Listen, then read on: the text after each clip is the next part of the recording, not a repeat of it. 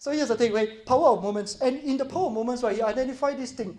In our lives, in our lifetime, I mean, we live a long life, right? But we remember our life by the very moments, right, of rich emotional content. And there are 3 key moments you need to know. The first is what is called peaks. What's a peak experience, a peak moment in people's life? A peak is a moment of, for example, you graduate. A peak, for example, I was talking to a couple of ladies from the Coffee Academy, right? It's like Better Barista. And a peak moment would be when one of your students have gone through the 4-month program and graduated. That's a peak moment.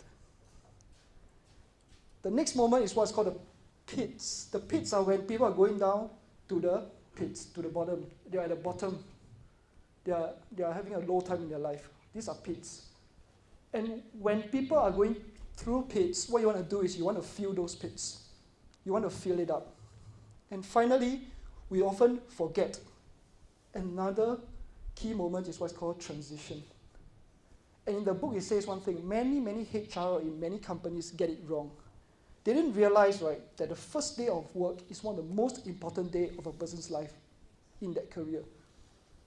You come for a job interview, the interviewer is very interested in you. The moment they give you the offer letter, they're no longer interested in you. You rock up for work, they tell you this is your seat, this is your computer, pantry over there, Milo there, okay, bye. And they leave you to your own, right? And that's kind of like missing the mark because in transition moments, people are uncertain. And when people are uncertain, when you provide that certainty, you have that opportunity. True? Some examples. That was me after I proposed to my wife on a cruise ship. That was 2 years ago. Oh, you're touched. Thanks, May. Thanks. Yeah, so, these are the kind of posts, right, that gets the most likes and most comments on Facebook. Don't you realize? All those and she said yes moments. Yeah. So that's a peak.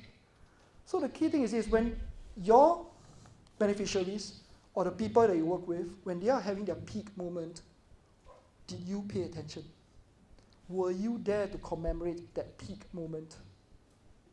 When I mean commemorate that peak moment, it's not just go, good job, Ethan, good job. No, but really commemorate by giving them an experience, like a gift. If his language of love is gift, I give a gift, right?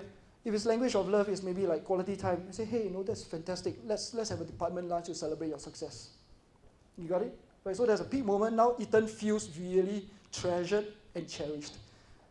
And when you tap yourself to that, he associates the good feeling with you. So the next time when you show up, if you're his boss, for example, you rock up to him, he's not going to have that target on your face anymore. He's going, oh, friendly face, right? So that's peak moment. So we want to learn how to tell stories of peak moments. Don't let another peak moment go to waste. No stories are as authentic, right, as your students graduating. No stories are as authentic, right, as the beneficiaries of yours, right, sharing with you a peak moments like, thank you so much, Pedro, gracias, right? Like, oh, you helped me a lot, and they share their peak moments like when they have an achievement, or if you are teaching art and craft, for example, when they make their first art and craft.